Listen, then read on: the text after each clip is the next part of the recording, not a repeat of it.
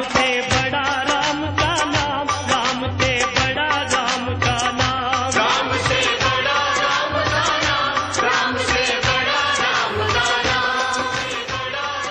एक के बाद राम से बड़ा राम का नाम में आप सभी का स्वागत है।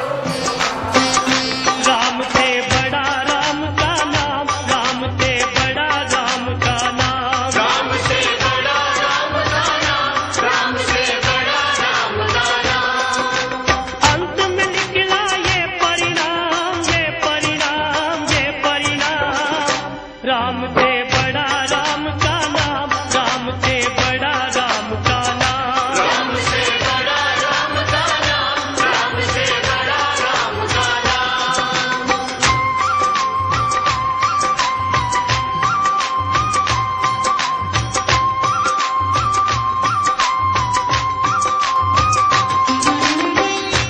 हर उत्सव की कोई ना कोई कहानी जरूर होती है। उसी तरह षष्ठी महोत्सव संस्कार के पीछे भी एक कहानी है जो कुछ इस प्रकार है। राजा स्वयंभू त्रिलोक के एक प्रसिद्ध शासक थे।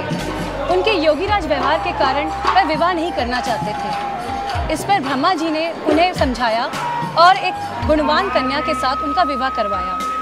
विवाह को कई वर्ष बीत गए परंतु उन्हें कोई भी संतान नहीं प्राप्त हुई। इस कारणवश राजा ने मुनियों को बुलाकर एक यज्ञ करवाया।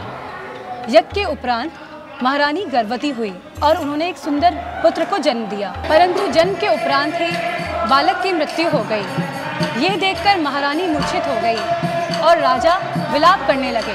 बालक के मृत शरीर को ले गए राजा शमशान चले गए। वहाँ पर वह रो बिलखने लगे। तभी वहाँ पे सृष्टि देवी प्रकट हुई। राजा ने जैसे ही देवी को देखा उन्होंने अपने बालक के शव को धरती पर रख दिया और माता की स्तुति कर उन्हें प्रणाम किया। राजा का ये व्यवहार देखकर देवी उन पर प्रसन्न हुई और उन्होंने उनकी व्यथा पूछी। राजा ने अपनी सारी व्यथा उन्हें सुनाई। इस पर देवी ने राजा के पुत्र को अपने गोद में लिया और उसमें प्राण ऊर्जावान कर दिए। ये देख राजा बहुत ही खुश हुए। उन्होंने देवी को धन्यवाद दिया और देवी से आज्ञा लेना चाहिए। देवी ने उन्हें ये कहा कि राज्य भर में उनकी पूजा प्रार्थना करवाए। तभी से महल में जाकर राजा ने हर माह की शुक्ल पक्ष की षष्ठी के दिन सृष्टि देवी की आराधना प्रारंभ कर दी और इसी तरह सृष्टि महोत्सव संस्कार मनाया जाने लगा। राम से बड़ा राम का नाम, राम से बड़ा राम का नाम, राम से बड़ा राम का नाम, राम से बड़ा राम का नाम।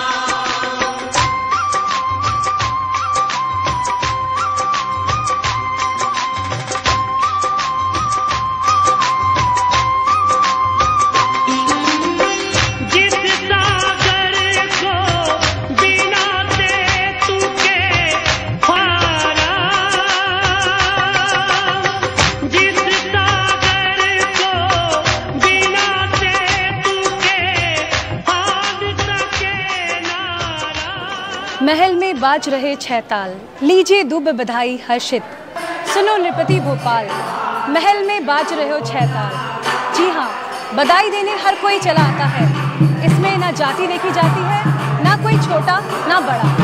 उसी प्रकार राम जी के जन्म पे कौशल्या माता को महिलाएं बधाई दे रही है और उनकी बधाई गीतों में मग्न होकर नाच रही है। तो चलिए देखते हैं एक छोटी सी झलक इनकी नृत्य प्रस्तुतियों की।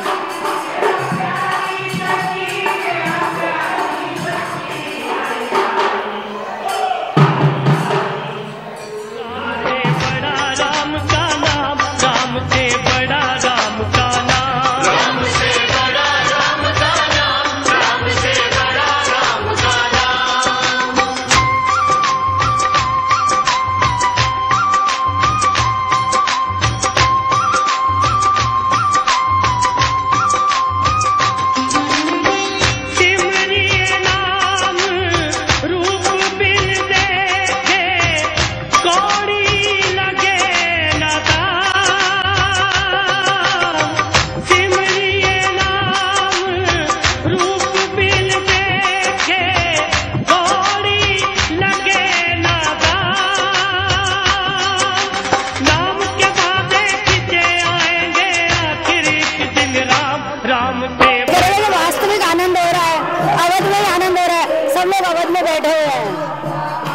बधाई गीत गाए जा रहे हैं, यहाँ पे गीत गाए जा रहे हैं, छठी के आनंद हो रहे हैं। सुनार बुला रहे हैं, कविताई बुला रहे हैं, कुमारी बुला रहे हैं, मालन बुला रहे हैं, गंदी बुला रहे हैं। तो ठाकुर जी के जितने भी दरबार में आ रहे हैं वो सबको बुला रहे हैं। सब यहाँ राम भक्ति में मग्न है, सब यहाँ भाग ले रहे हैं, खूब आनंद उत्साह हो रहा है।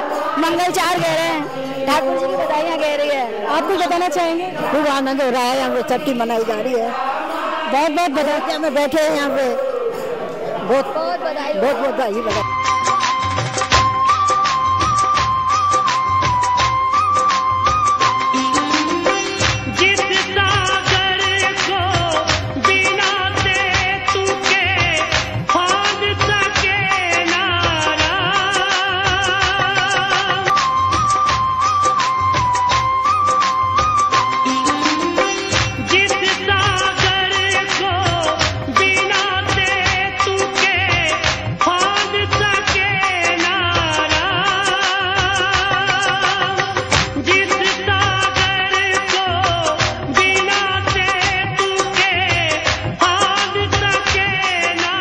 हर साल क्या नाम है 14 के दिन भगवान का उत्सव मनाते हैं और छठी उत्सव सदा से चला आ रहा है। करीब 15-20 साल 40 साल से तो हम ही देख रहे हैं। राम जी की इच्छा से यहाँ पर अच्छा मौसम मनाते हैं और सब जितने भी आते हैं उनको जिमाते हैं भगवान का प्रसाद। और क्या इनका उत्सव अच्छा है, भगवान के सेठ जी रहे तो भी इनका चलता था। हाँ, इससे उत्सव से भगवान की जय जयकार होता है। बस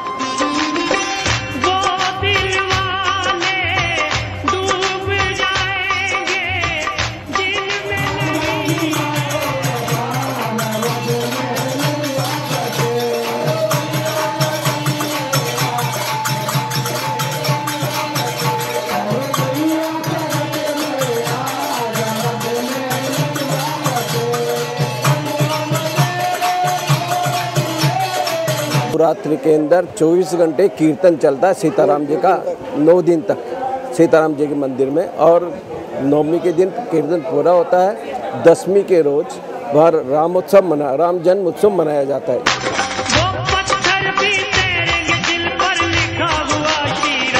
राम से बड़ा राम का नाम, राम से बड़ा राम का नाम, राम से बड़ा राम। भगवान का छठी महोत्सव है, इसमें सब लोग भगवान की बड़ाई के उत्सव की खुशी में सब नगर निवासी सब आते हैं और सब अपने अपने नेक लेके छठी उत्सव की खुशी में और सब अपना अपना इसमें पार्ट अदा करते हैं।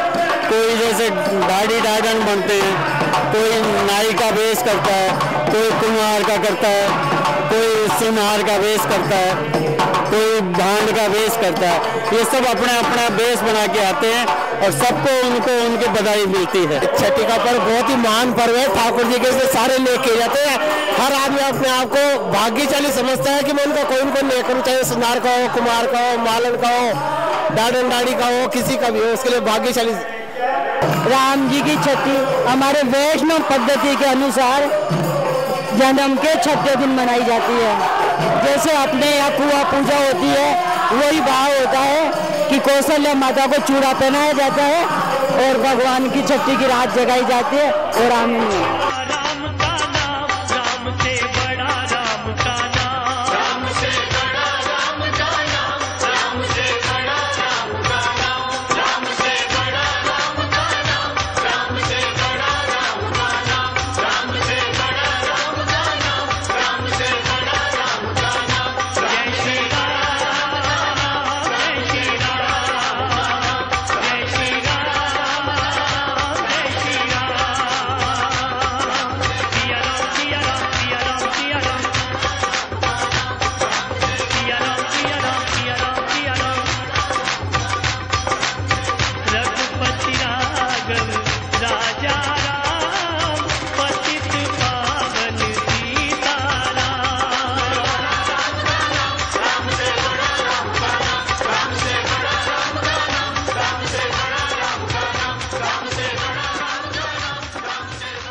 सृष्टि का संतुलन बनाए रखने के लिए प्रकृति सदाचार, अनाचार, पाप, पुण्य, धर्म, अधर्म जैसे तत्वों पर आधारित है। जब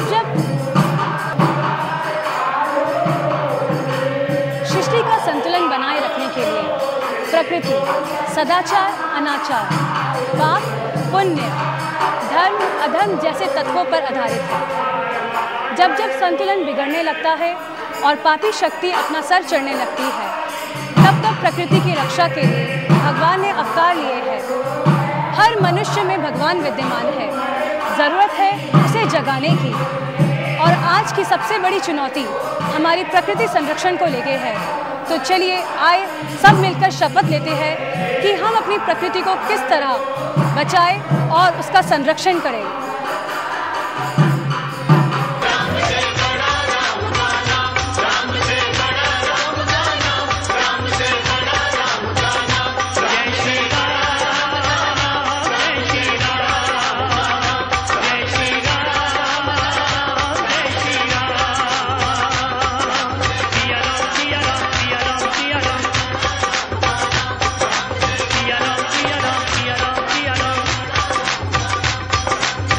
रघुपति राघव राजा